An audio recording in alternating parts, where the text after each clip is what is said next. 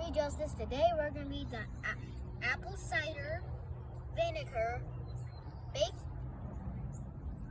baking soda volcano experiment.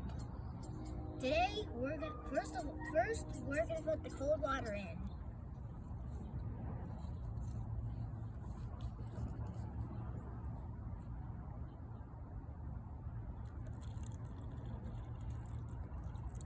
So put the cold water in, and now we put a couple drops of dish soap.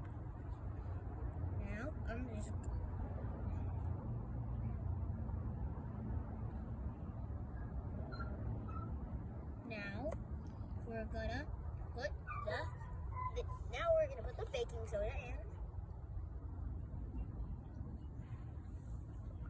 in. And next, last for all, we are going to get. I'm gonna get up from my knees. Stir it. Now let's stir it though, because I completely forgot. Red food coloring in the vinegar. And then I'm gonna put red food coloring in the vinegar in here. A bunch. Put a whole bunch. Okay. Okay, we're ready. Now, get ready for. Ready. One, and the count of 3.